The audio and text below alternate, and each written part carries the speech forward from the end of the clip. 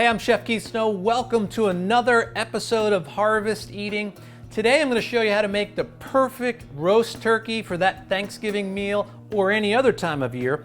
Now, I want you guys to make this thing taste perfect. There are a few things that you need to know. Number one, when you get the turkey, you can't expect to defrost it on Wednesday before Thursday, Thanksgiving, or no matter when you're going to cook it. It needs days. This is heavy. This is about 15 pounds. The majority of you are using a frozen turkey, which is fine, but you have to give it time to thaw. What I suggest is Thanksgiving is usually a Thursday or whatever day you're going to cook it.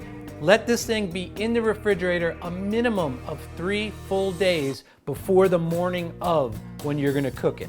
So that's the first thing. And when you wake up, the morning that you're going to cook this turkey, when you have your coffee, take the turkey out of the refrigerator and start to let it come up to room temperature.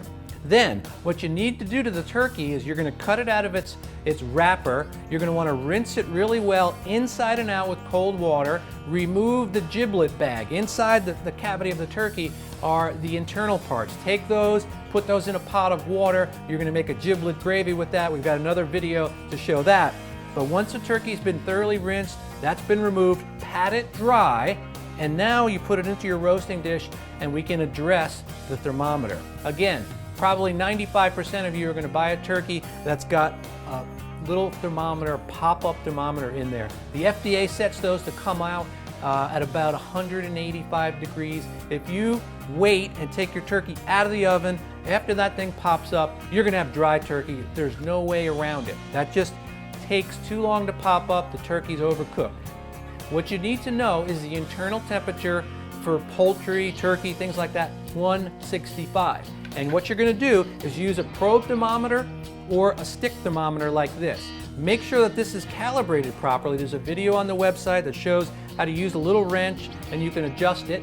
And then take your turkey out at 165. Carryover temperature will bring it up, and then you'll have a beautiful, moist, and delicious turkey. Now, let's get this thing going. What we're going to do is season it a little bit. First step is to put some olive oil on it.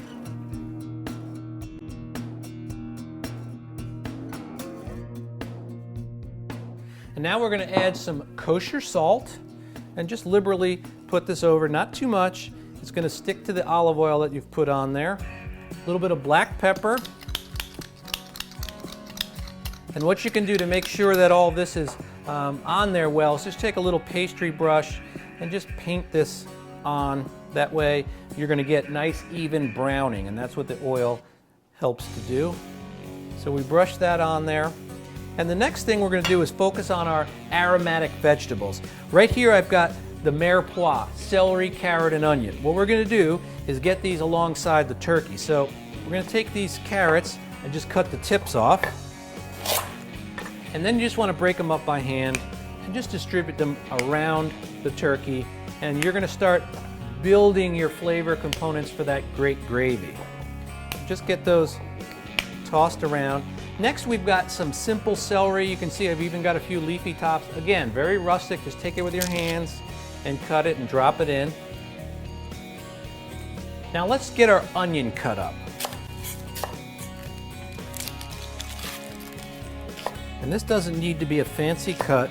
Just cut it in half twice and then in half twice. And now just distribute your onions around the base of the turkey. And again, this is building flavor for our gravy. Just toss those around. What I'm going to do now is put a little salt, just like this. And then some pepper. And now the turkey is ready to go into the oven, which has been preheated to 350. I know a lot of you are wondering where the stuffing is. I like to cook the stuffing on the side in a separate container. So let's get this into the oven because it's going to take a while to cook. Okay, our turkey is done. The thermometer is reading 170 degrees and the thermometer has not popped up, so we're going to have a nice juicy turkey. And what I did when I transferred it to the serving plate is I took all of the juices and the vegetables out, and those went in a stock pot because we're going to make a giblet gravy in a few minutes. Be sure to check out that video.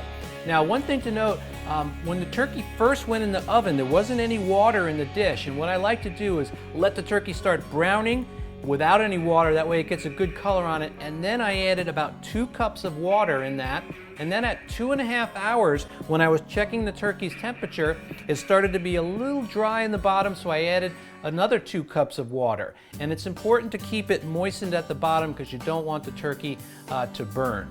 But now it's ready to go to our Thanksgiving table, but we want to dress the plate up. It looks a little boring at this point. So let's take some fresh sage and we're gonna just decorate it a little bit. And just take your sage and tuck a few leaves around the turkey.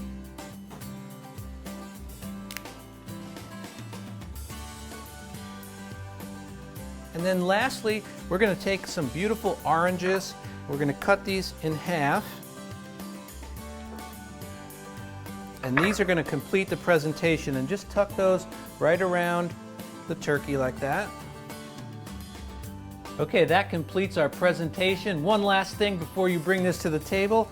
Take this useless thing, get rid of that. Use these methods for this Thanksgiving and you're going to be a hit at the table. The Harvest Eating Lifestyle with Chef Keith Snow promotes the use of locally grown and raised products, cooked using seasonal methods all throughout the harvest season. Be sure to engage with us everywhere. On your TV via Roku, iPad or iPhone via the Harvest Eating app, on YouTube.com, on Facebook.com, and of course at HarvestEating.com. Thanks for watching.